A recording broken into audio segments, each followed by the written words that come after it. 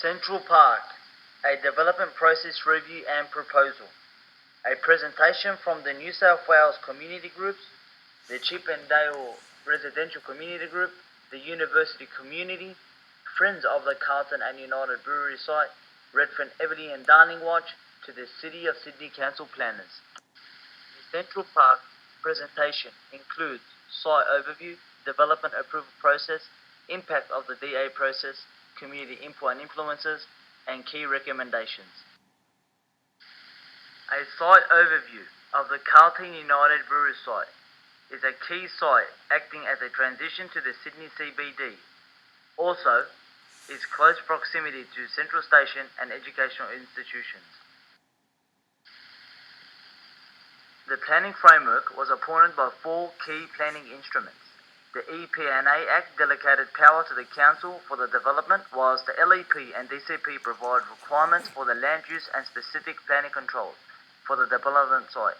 The Site of Sydney Act required the inclusion of Central City Planning Committee when the development was over 50 million.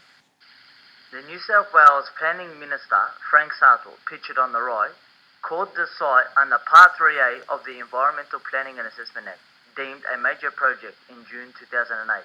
The City of Sydney Council no longer had control over the planning control, applying to the site, public benefits, detailed specifications to where they will be delivered, the ability to impose any development levy named under Section 61 of the City of Sydney Act.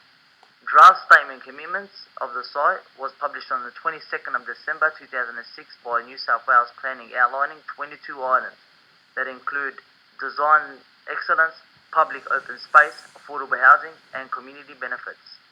Original concept plan was approved in 2007. Plan included building envelopes for a number of architectural design buildings, creating mixed use, office, shops, restaurants, and community services, protection of heritage items, including the old brewery chimney, creation of open space for both the new and existing communities, new street network to minimise traffic on local streets. Fraser's Property acquired the site on the 29th of June 2007 under terms of approved concept plan in place. First community events were held in September 2007 on site. Fraser's lodged a modified concept plan submission, public exhibition in 2008 for a Sustainable Sydney 2030, developed in 2007 through public consultation. Key reference point for what the City of Sydney Council's objectives are. Community areas of concern. Areas of concern were the project size and integration with Chippendale, affordable housing, floor area GFA, public access, sustainability, hours of sunlight, social sustainability, traffic and parking, pedestrian and cycle access, and the responses are on the right hand side of the screen. The local community, Red Watch, UTS community, and the Carlton United Brewers stood unaware of the positive impacts of the changes in the project's progression, in turn creating apprehension towards such alterations. These concerns were displayed through community meetings and media input, though the 3A provided some positive feedback options within the process. Here are some positives the community gathered under the Part 3A. A minimum of 30 days for public documentation displays. It reduced regular project delays, provided initial approval to concept plans allowing for community and investor certainty, implemented requirements whereby the developers is required to publicly address any submissions lodged during the display period. It established requirements to be addressed before project publicly displayed, reduced the need to amend and make steps, and accomplish a combined outcome where all issues could be addressed. Although community participation was deemed limited, community participation was only welcomed when the shift in the planning process was welcomed, though the Part 3A exceeded community participation to a minimum.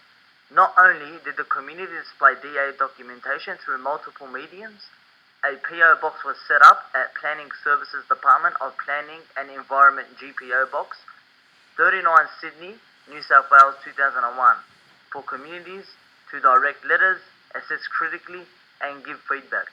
Regular meetings and information evenings were also held in collaboration with Fraser's Property whereby local residents and community groups such as Redwatch, UTS Community, and Everly Community were granted the opportunity to project broad ideas in regards to the progression of the project. Community participation were introduced that allowed open correspondence between stakeholders process. Also, numbers were limited and many of us were unaware of the events that took place. Although emphasis for consistency was needed for the importance of the community in the planning process, limitations in participation originated in the lack of community input from the stakeholder of changes for development in Central Park. If the stakeholders are emphasised on community input in the early stages, this would have generated improvement to advance in positive stages. Here are some key recommendations to the council planners. Regular direct mail outs for all residents to understand the situation and project that is being developed. Regular articles and media releases using mainstream media for advertisement and for allowing community leaders to encourage community awareness inputs. Also, local advertisements to outline all development processes, local papers on walls and telegraph poles, and billboards or even on Central Station that was close to proximity.